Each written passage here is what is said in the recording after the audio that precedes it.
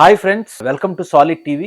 ఈరోజు నేను మీతో మాట్లాడబోయే topic Amaravati development, Andhra Pradesh development, హోలిస్టిక్గా Andhra Pradesh development, Amaravati capital development గురించి. ప్రతిపక్షాలు కూటమి ప్రభుత్వం అంతా ఊరికే గ్రాఫిక్స్ చూపిస్తున్నారు, రాజమౌళి సినిమా చూపిస్తున్నారు తప్ప అక్కడ ఏం లేదని చెప్తున్నారు. అలాగే అది ప్రాక్టికల్ కాదు, అమరావతిలో ఏమీ డెవలప్ అవ్వదు, ఆంధ్రాలో వీళ్ళు ఏం డెవలప్మెంట్ చేయట్లేదు వాళ్ళు మాట్లాడుతున్నారు. కూటమి ప్రభుత్వం వచ్చేసి చంద్రబాబు నాయుడు గారు, పవన్ కళ్యాణ్ గారు వీళ్ళు వచ్చేసి మేము ఎన్నో డెవలప్మెంట్స్ చేస్తున్నాం, ఎన్నో మంచి విషయాలు చేస్తున్నాం మన ఆంధ్రప్రదేశ్కి అని చెప్తున్నారు. సో ఇందులో ఏది కరెక్టు ఏది రాంగు నేను అబ్జర్వ్ చేసిన పాయింట్ ఆఫ్ వ్యూ మీ ముందు పెడతాను. అది నిజంగా ఎవరు కరెక్ట్, వీళ్ళు కరెక్టా వాళ్ళు కరెక్టా అన్నది మీరు డిసైడ్ చేయండి. సో ఎప్పుడైతే ఆంధ్ర తెలంగాణ డివిజన్ జరిగిందో, హైదరాబాద్ అనే most highest revenue earner, growth engine Andhra Pradesh నుంచి తెలంగాణకు విడిపోయింది. సో అది ఒక తలలేని బాడీ లాగా, ఒక క్యాపిటల్ సిటీ లేని స్టేట్ లాగా మిగిలిపోయింది. ఇప్పుడు మీరు ఆలోచించి చూడండి, బెంగళూరుని కర్ణాటకని 2 భాగాలు చేసి బెంగళూరుని ఒక భాగానికి ఇచ్చేస్తే రెండో భాగం పరిస్థితి ఏంటి? ఎక్కడైనా కూడా ఎనీ స్టేట్లో, మహారాష్ట్రలో బాంబే కావచ్చు, లేకపోతే వెస్ట్ బెంగాల్లో కలకట్టా కావచ్చు, లేకపోతే మన ఆంధ్ర తెలంగాణ కలిసినప్పుడుండే హైదరాబాద్ కావచ్చు, లేకపోతే కర్ణాటకలో బెంగళూరు కావచ్చు, ఎప్పుడు కూడా capital city 40% revenue 50% revenue earn చేస్తుంది ఆ స్టేట్కి. మేజర్ ప్రాజెక్ట్స్, గవర్నమెంట్ ఆఫీస్ అన్నీ ఆ క్యాపిటల్స్లో ఉంటాయి. సో అక్కడ ఉండే పరిస్థితులు బట్టి, అంటే ఆంధ్ర తెలంగాణలో ఉండే పరిస్థితులు బట్టి హైదరాబాద్ తెలంగాణలో ఉంది కాబట్టి తెలంగాణకు చెందాలని సెంట్రల్ గవర్నమెంట్ డిసైడ్ చేసి పాలసీ ప్రకారం ఫైనల్గా తెలంగాణ డివిజన్ జరిగింది. బట్ ఇక్కడ ఆంధ్రాకి వచ్చేటప్పటికి వాళ్ళకి క్యాపిటల్ లేదు అండ్ ఓన్లీ అగ్రికల్చరల్ బేస్డ్గా ఉన్నారు. ఆంధ్ర క్యాపిటల్, పెట్టుబడులు కానీ ఆఫీసులు కానీ అన్నీ ఇక్కడ కామన్ క్యాపిటల్గా ఉన్నప్పుడు హైదరాబాద్లో డెవలప్ చేశారు. ఇప్పుడు వాళ్ళు ఏం చేయాలి అనే పరిస్థితిలో అసలు ముందు దీనికి క్యాపిటల్ ఎక్కడ కట్టాలి అన్నదానికే చంద్రబాబు నాయుడు గారు ఒక రీసెర్చ్ చేశారనిపించింది నాకు. అంటే ఇటు వైజాగ్ సైడ్ కడితే ఇటు మూలకి అయిపోతుంది, అటు రాయలసీమ అటుకెళ్తే అటు మూలకి వెళ్ళిపోతుంది. అట్లా కాకుండా క్యాపిటల్ సిటీ అనేది అందరికీ యాక్సెస్లో ఒక సెంట్రల్ పాయింట్లో కట్టాలి, ఫస్ట్ పాయింట్. 2, క్యాపిటల్ అనగానే వాటర్ అవసరాలు. అంటే రేపు ఒకరోజు మనం ఒకరోజు క్యాపిటల్ అంటే ఇది ఒక ఇల్లు కట్టుకుంటేనే ఒక 15 ఏళ్ళు, 20 ఏళ్ళు, 30 ఏళ్ళు విజన్తో మనం కడతాం. అటువంటిది ఒక స్టేట్కి క్యాపిటల్ కట్టాలంటే 100 నుంచి 200 ఏళ్ళు నెక్స్ట్ ఎలా ఉంటుందనే విజన్తో దాన్ని ఆలోచించగలం. సో అందులో ఉండే మేజర్ చాలా క్యాపిటల్ సిటీస్ వరల్డ్లో ఫేస్ చేస్తుంది వాటర్ ప్రాబ్లం. సో ఈ అమరావతి స్పాట్ చూస్ చేసుకోవడానికి ఫస్ట్ ఈక్వి డిస్టెన్స్, మొత్తం ఆంధ్రప్రదేశ్లో ఎక్కడి నుంచి వెళ్ళాలన్నా అతి తక్కువ టైంలో వెళ్ళగలిగే హైయెస్ట్ కనెక్టివిటీ ఉన్న ప్లేస్ని సెలెక్ట్ చేసుకోవడం. 2, అబండెంట్ వాటర్ రిసోర్సెస్, ఎంత నీరు కావాలంటే అంత ఉండే ప్లేస్ని సెలెక్ట్ చేసుకోవడం. అది నెంబర్ 2. నెంబర్ 3 వచ్చేసి అక్కడ రేపు ఒక గార్డెన్స్ విధంగా డెవలప్ చేయాలన్నా, మరో విధంగా డెవలప్ చేయాలన్నా మంచి ఫెర్టైల్ సాయిల్ ఉండాలి అండ్ కన్డ్యూసివ్ ఎన్విరాన్మెంట్ ఉండాలి. సో దానికి ఆ విధంగా కూడా ఆ ప్లేస్ చాలా బ్రహ్మాండంగా ఉపయోగపడుతుంది. సో ఈ 3 కోర్ పాయింట్స్ను తీసుకున్న తర్వాత ప్లేస్ సెలక్షన్ అనేది జరిగింది. దానికి పెద్ద నేషనల్ ఇంటర్నేషనల్ సంస్థలతో డిస్కషన్ చేయడం, అట్లాగే మన లోకల్ ఎక్స్పర్ట్స్తో డిస్కస్ చేసిన తర్వాత ఒక ప్లేస్ని సైంటిఫిక్గా ఫైనలైజ్ చేశారు. నెంబర్ 2 వచ్చేసి ఇప్పుడు దీని డెవలప్మెంట్ ఎలాగా అంటే, వరల్డ్లో బెస్ట్ ఇన్ఫ్రాస్ట్రక్చర్ డెవలప్ చేసిన సింగపూర్లో జొరాంగ్ అనే సంస్థ, మీరు సింగపూర్ వెళ్ళుంటే జొరాంగ్ బర్డ్ పార్క్ కానీ, జొరాంగ్ వాళ్ళు డెవలప్ చేసిన ఇండస్ట్రియల్ ఎస్టేట్స్ కానీ అన్ని చూడొచ్చు. World class infrastructure, even America, Europe నుంచి కూడా వచ్చి స్టడీ చేస్తారు. అటువంటి టీంని సింగపూర్లో, అటువంటి స్పెసిఫిక్ టీంతో టైఅప్ అయ్యి మాస్టర్ ప్లాన్ గీయించారు. అట్లాగే జపాన్ వేస్ట్ మేనేజ్మెంట్కి దానికి చాలా ఎక్స్ట్రాడినరీ టెక్నాలజీ ఉంది వాళ్ళ దగ్గర. సో జపాన్ వాళ్ళతో టైఅప్ అయ్యి ఇంకా కొన్ని ఎడిషనల్ ఎమ్యూనిటీస్ ఎట్లా క్రియేట్ చేయాలి, వాటి ఆ రిలేటెడ్ డిస్కషన్ చేశారు. తర్వాత ప్రపంచ ప్రఖ్యాత సంస్థలైన కొన్ని కన్సల్టింగ్ ఏజెన్సీని తీసుకొచ్చి వాటితో ఫర్దర్ ఫ్లడ్ మేనేజ్మెంట్ ఎలా చేయాలి, ఇంకొకటి ఎలా చేయాలి, సిటీ డెవలప్మెంట్ ఎలా చేయాలంటే స్పెసిఫిక్. అంటే మీరు చూస్తే వరల్డ్ క్లాస్ క్యాపిటల్స్ ఎక్కడికైనా వెళ్ళి చూస్తే యూరోప్ కానీ మరో చోటకు కానీ ఒక స్ట్రక్చరల్, ఒక కరెక్ట్ ఒక డివిజన్ పరంగా చేస్తారు. అంటే educational sector or educational district, banking district, ఇంకోటి entertainment district, commercial district, residential district, semi residential district, ఇలా ఒక సైంటిఫిక్గా దాన్ని డిజైన్ చేశారు. అట్లానే వైజాగ్కి, మంగళగిరికి, గుంటూరు వీటన్నిటికీ ఈక్వి డిస్టెంట్లో ఉండేటట్టు. అంటే ఈ సిటీ ఎక్స్పాండ్ అయ్యి వాటితో కలిసిపోతే నెక్స్ట్ 20 years 30 yearsలో ఒక పెద్ద మెగా క్లస్టర్గా డెవలప్ అయ్యే, అద్భుతమైన గ్రోత్ ఇంజన్గా డెవలప్ అయ్యే అవకాశం ఉంది. సో ఇవన్నీ ప్లాన్ చేసి వరల్డ్ క్లాస్ సంస్థలను తీసుకొచ్చి ప్లాన్ చేశారు. అండ్ ఇదేది కూడా జస్ట్ మాటలు చెప్పడం కాదు, ఎక్స్ట్రాడినరీ వర్క్. తర్వాత దీంతో పాటుగా మరొక గ్రోత్ ఇంజన్, ఎందుకంటే ఆంధ్రాలో మేజర్గా వ్యవసాయం అగ్రికల్చరల్ రైతులు చాలా ఇంపార్టెంట్ కాబట్టి వాళ్ళ కోసం పోలవరం ప్రాజెక్ట్ 2 అద్భుతమైన గురించి అంటే మోడర్న్ ఇన్ఫ్రాస్ట్రక్చర్కి, మోడర్న్ ఫెసిలిటీస్కి, మోడర్న్ కైండ్ ఆఫ్ జాబ్స్కి అమరావతి డెవలప్మెంట్ చేస్తుంటే రైతుల కోసం పోలవరం డెవలప్మెంట్. ఈ 2 కాకుండా మనకి ఆల్రెడీ ఒక ప్రజెంట్గా ఉన్న ఒక సిటీ వైజాగ్ సిటీలో దాన్ని ఎట్లా యూజ్ చేసుకోవాలి, దానికి బ్రహ్మాండమైన సీ కోస్ట్ ఉంది. సో అక్కడ మనం ఏ డెవలప్మెంట్స్ తీసుకురావాలి, ఐటీ అక్కడ తీసుకొస్తే ఎలా ఉంటుంది, ఇట్లా ప్లాన్ చేసి ఇట్లా ఒక హోలిస్టిక్ అంటే ఇటు పక్కన అటు పక్కన. అలాగే రాయలసీమలో ఇండస్ట్రియల్ డెవలప్మెంట్ ఎక్కువ డ్రై ల్యాండ్స్ ఉన్నాయి. సో అక్కడ ఇండస్ట్రియల్ సెక్టర్గా డెవలప్ చేస్తే అక్కడ వాళ్ళకి ఎంప్లాయ్మెంట్ వస్తుంది. అలాగే ఈస్ట్ వెస్ట్ గోదావరి మరి ఎక్కడైతే వాటర్ రిసోర్సెస్ ఎక్కువ అవసరం వ్యవసాయ ఆధారితంగా ఉన్నారో వాళ్ళకి ఈ పోలవరం ప్రాజెక్ట్ ద్వారా వాటర్ ఇవ్వడం ఇది ప్లాన్ చేశారు. సెంట్రల్గా అమరావతిని ప్లాన్ చేసి గవర్నమెంట్ బిల్డింగ్స్ కానీ అన్నీ అక్కడ చేయడం. అలాగే వైజాగ్లో ఉన్న సీ కోస్ట్ను వాడుకుంటూ అక్కడున్న ఎన్విరాన్మెంట్ని కాస్మోపాలిటన్ దాన్ని వాడుకుంటూ అక్కడ ఐటీగా ఇంకేం చేయాలన్నది. సో అసలు వినండి ఇది ఎంత బాగుంది. ప్లస్ అమరావతిని క్లస్టర్స్ వైజ్ డివైడ్ చేయడం, ఫినాన్షియల్ డిస్ట్రిక్ట్స్గా అట్లా డివైడ్ చేయడం. సో ఇంత హోలిస్టిక్ ప్లాన్ చేశారు. తర్వాత దీనిలోకి ప్లేయర్స్ ఎవరు వస్తారు, ఎట్లా ఇన్వెస్ట్మెంట్స్ ఎట్లా తేవాలి అనుకున్నప్పుడు సెంట్రల్ గవర్నమెంట్తో టైప్ అయ్యి, ఫర్ ఎగ్జాంపుల్ ఒక సెంట్రల్ క్యాబినెట్ సెక్రటరీ 2500 కోట్లతో సెంట్రల్ సెక్రటేరియట్ కాంప్లెక్స్కి అప్రూవల్ తెచ్చుకున్నారు. సో అదొక అద్భుతమైన ఇన్ఫ్రాస్ట్రక్చర్ బిల్డ్ అవుతుంది.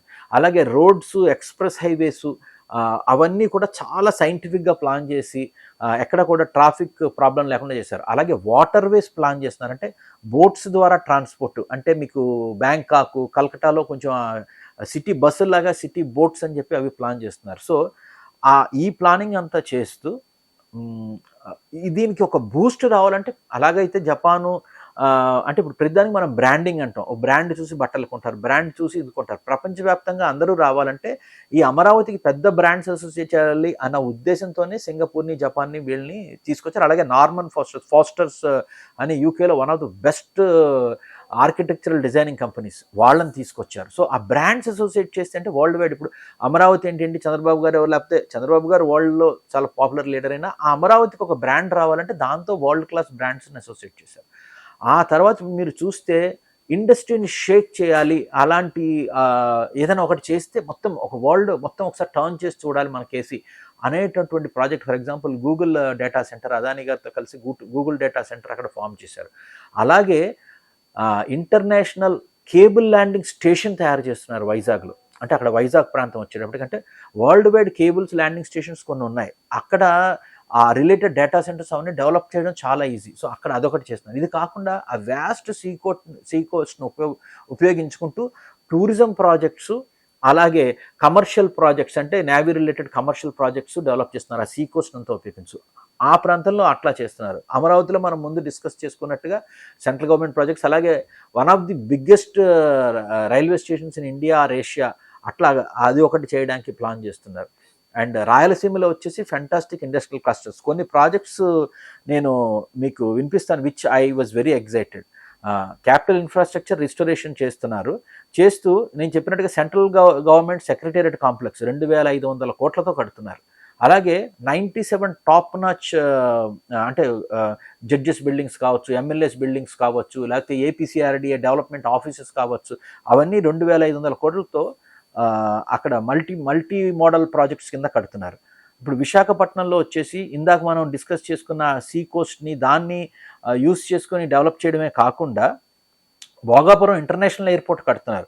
అది 5,000 కోట్ల రూపాయల project, one of the best airports in the world.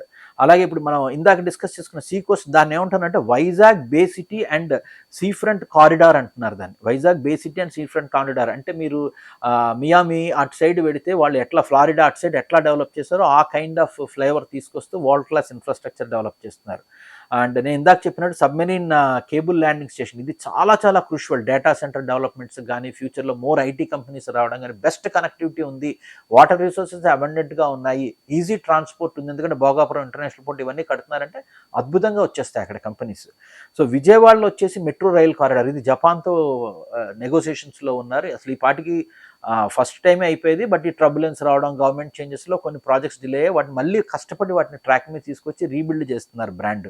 అలాగే అమృత్ 2.0 అని under ground smart drainage system. ఇక్కడ మీరు చూస్తే ఇండియాలో ఒక మేజర్ ప్రాబ్లం ఏంటంటే best of best cities Bombay కావచ్చు, ముంబై కావచ్చు, లేకపోతే మన బెంగళూరు కావచ్చు, హైదరాబాద్ కావచ్చు, చాలా అద్భుతమైన ఒక లొకేషన్, ఒక ఏదో కోకాపేటో లేకపోతే ఎలక్ట్రానిక్ సిటీ బెంగళూరులో కావచ్చు, అలాంటి ప్లేస్కి వెళ్ళిన తర్వాత కొంచెం ముందుకెళ్తే రోడ్డు మీద డ్రైనేజ్ పొంగిపోతూ ఉండడం, అక్కడ వాటర్ స్టాక్ అయిపోయి స్మెల్ ఇలాంటివి ఉంటాయి. దానికి పైన ఎంత అందమైన సిటీ కడుతున్నామో కింద కూడా అంత అద్భుతమైన ఇన్ఫ్రాస్ట్రక్చర్ డెవలప్ చేయాలనే ఉద్దేశంతో smart drainage system, smart waste disposal systems, plus flood water management కూడా ప్లాన్ చేస్తున్నారు ప్రతి చోట. సో ఇవన్నీ ఏంటంటే మీకు ఫ్యూచర్లో ఎక్కడ ఫ్లడ్డింగ్ కాకుండా, ఎక్కడ మన ఇండియాలో వేరే సిటీస్లో వచ్చే ప్రాబ్లమ్స్ రాకుండా అవన్నీ ఫ్యూచరిస్టిక్గా చేస్తున్నారు. వీటన్నిటికీ కూడా ఇంటర్నేషనల్ సంస్థలు, సింగపూర్ కానీ మరొకటి కానీ, వాళ్ళలో ఉన్న బెస్ట్ సంస్థలను తీసుకొచ్చి గవర్నమెంట్ టు గవర్నమెంట్ కాంట్రాక్ట్స్ ఇప్పించి చేయిస్తున్నారు. సో ఇంకొకటి ఏంటంటే, ఇప్పుడు మన రాయలసీమకి వస్తే మనం ఇందా అనుకున్నట్టు మోర్ డ్రై ల్యాండ్స్ కాబట్టి, ఇప్పుడు కుప్పంలో వచ్చేసి వీళ్ళు మ్యానుఫ్యాక్చరింగ్ హబ్స్ పెడుతున్నారు అక్కడ. అంటే అగ్రికల్చర్లో వాటర్ రిసోర్సెస్ తక్కువ అవైలబిలిటీ ఉంటాయి కాబట్టి మ్యానుఫ్యాక్చరింగ్ హబ్స్, ఆ రిలేటెడ్ జాబ్స్ పెడుతున్నారు. అలాగే ఏఎల్ఈఏపి గ్రీన్ ఇండస్ట్రియల్ పార్క్, అంటే ఎక్కువ పొల్యూషన్ లేకుండా ఇండస్ట్రియల్ జాబ్స్ క్రియేట్ చేసే పార్క్ పెడుతున్నారు. ఇటు మన ఈస్ట్ అండ్ వెస్ట్ గోదావరికి వస్తే పోలవరం ప్రాజెక్టు వచ్చే బెనిఫిటే కాకుండా Kakinada deep water exploration port పెడుతున్నారు. పెద్దాపురంలో ఇండస్ట్రియల్ సోలార్ క్లస్టర్ ఇండస్ట్రీ పెడుతున్నారు. అంటే సోలార్ రిలేటెడ్ ఆ ఇండస్ట్రీస్, సోలార్తో ఎలక్ట్రిసిటీ డెవలప్ చేయడం, ఇవన్నీ ప్రాజెక్ట్స్ డెవలప్ చేస్తున్నారు. అలాగే ఈస్ట్ గోదావరికి వస్తే మళ్ళీ టూరిజం ప్రాజెక్ట్స్, అఖండ గోదావరి టూరిజం ప్రాజెక్ట్ అని అక్కడున్న పాపికొండలు, లేకపోతే అక్కడున్న గోదావరి అందాలని క్యాప్చర్ చేస్తూ, అక్కడున్న రాజమండ్రి ఇన్ఫ్రాస్ట్రక్చర్ని బూస్టప్ చేస్తూ, అంటే పుష్కరాలు కూడా వస్తుంది, వాటి ఫ్యాంటాస్టిక్ అరేంజ్మెంట్స్ చేస్తున్నారని అక్కడున్న మా ఫ్రెండ్స్ చెప్తున్నారు. సో వాటన్నిటిని బూస్టప్ చేసుకుంటూ అక్కడ ఒక అద్భుతమైన టూరిజం డెవలప్మెంట్ చేస్తున్నారు. అండ్ రాజమండ్రికి రోడ్డు నెట్వర్క్ను బాగా ఇంప్రూవ్ చేస్తున్నారు. అంటే వేరే టౌన్స్, అంటే ప్రతి చోట కూడా మీరు చూస్తే ఎక్స్ప్రెస్ హైవేస్, ఇంటర్నల్ రోడ్స్, ఈ డెవలప్మెంట్స్ అన్నీ, అంటే కోర్ హైజీన్ అంటాం మనం. ఒక డిస్ట్రిక్ట్కి కానీ, ఒక సిటీకి కానీ, లేకపోతే ఒక ఏదైనా ఒక ప్లేస్కి పేరు రావాలంటే కనెక్టివిటీ ఎంత బాగుంది, ఎయిర్ కనెక్టివిటీ ఎంత బాగుంది, అంటే ఫ్లైట్స్ ల్యాండింగ్ ఎంత ఈజీగా ఉంది, రోడ్ కనెక్టివిటీ ఎంత బాగుంది, రైల్ కనెక్టివిటీ ఎంత బాగుంది, ఇవన్నీ చూస్తారు. సో ఆ కనెక్టివిటీ ఇవన్నీ చేస్తున్నారు. అలాగే కోనసీమ గ్రిడ్ ఫేజ్ 2, అక్కడ గ్యాస్ రిలేటెడ్ ప్రాజెక్ట్స్, అక్కడ గ్యాస్ అవైలబిలిటీ ఉంది కాబట్టి ఆ ప్రాజెక్ట్స్ చేస్తున్నారు. ఇంకా వచ్చేసి రాయలసీమలో 4.5 లక్షల కోట్లతో ఒక ఇన్వెస్ట్మెంట్ బూమ్ క్రియేట్ చేశారు. అంటే అక్కడ హైలీ ఇన్ఫ్రాస్ట్రక్చర్ దాన్ని ప్రమోట్ చేయడానికి. అందులో కొన్ని ఎగ్జాంపుల్స్ మీకు, Puttaparthi aerospace and defence cluster, అంటే అక్కడ ఏరోస్పేస్ ఇండస్ట్రీని డెవలప్ చేస్తున్నారు. దాని విడి భాగాలు తయారు చేసేది, విమానాలు విడి భాగాలు తయారు చేసి, ఆ ఇంజన్ రిలేటెడ్ కాంపోనెంట్స్ తయారు చేసేది. అంటే ఇవన్నీ హ్యూజ్ బూస్ట్. అంటే వాటర్ రిసోర్సెస్ ఉండే చోట అక్కడ టూరిజం, అగ్రికల్చరల్ చేస్తున్నారు. సీ బేస్ ఉన్న చోట ఆ sea based deep port development, లేకపోతే landing, international cable landing stations, మళ్ళీ అక్కడ టూరిజం ప్రాజెక్ట్స్, ఐటీలు అవి డెవలప్ చేస్తున్నారు. అండ్ ఇంకా మీరు చూస్తే కొత్తపర్తి ఇండస్ట్రియల్ నోడ్ విసిఐసి, అది కూడా దగ్గర 2,600 కోట్ల రూపాయలతో ప్రాజెక్ట్ డెవలప్ చేస్తున్నారు. ఇవి కాకుండా మనకి వరల్డ్ క్లాస్ ఎడ్యుకేషనల్ ఇన్స్టిట్యూట్స్, అలాగే లైఫ్ స్టైల్ గురు రవిశంకర్ గారిది కానీ, లేకపోతే ఇంకా పెద్ద సద్గురు ఆశ్రమం కానీ, ఇవన్నీ తీసుకురావడం. సో అంటే అటు మన రిలాక్సేషన్కి, రీజ్యువినేటింగ్కి, స్పిరిచువాలిటీకి ఉన్న టాప్ క్లాస్ బ్రహ్మకుమారిస్ కానీ వీళ్ళందరినీ తీసుకురావడం, ఇండస్ట్రియల్ పరంగా డ్రై ల్యాండ్స్ ఉన్న చోట ఇండస్ట్రియల్ పరంగా డెవలప్ చేయడం, వెట్ ల్యాండ్స్ ఉన్న చోట దానికి ఎడిషనల్గా పోలవరం ప్రాజెక్ట్ని తొందరగా కంప్లీట్ చేసి దాన్ని యూస్లోకి తీసుకురావడం, navy related projects, sea coast projects develop చేయడం, ఎక్కడికక్కడ పెద్దాపురంలో కూడా టూరిస్ట్ ప్రాజెక్ట్స్ చాలా చేస్తున్నారు. సో ఇలా హాలిస్టిక్ డెవలప్మెంట్ చేస్తూ మనకి వీళ్ళు తీసుకొస్తున్నారు. కాబట్టి గ్రౌండ్లో వెళ్ళి అమరావతిలో ఏం జరుగుతుంది, ఆంధ్రాలో ఏం జరుగుతుంది చూసి మీరు బిలీవ్ చేసిన తర్వాతనే అది నిజంగా వైఎస్ఆర్సీపీ వాళ్ళు ఆపోజిట్ గవర్నమెంట్ చెప్తున్నారు ఏం జరగట్లేదు, గ్రాఫిక్స్ అవును అన్నది కాదు, మీరు డిసైడ్ చేసుకోండి. సో ఈ ఇన్ఫర్మేషన్ అంతా మీకు ఇవ్వడంలో ఉద్దేశం అదే. సో మీరేమనుకుంటున్నారు కామెంట్స్లో తెలియచేయండి.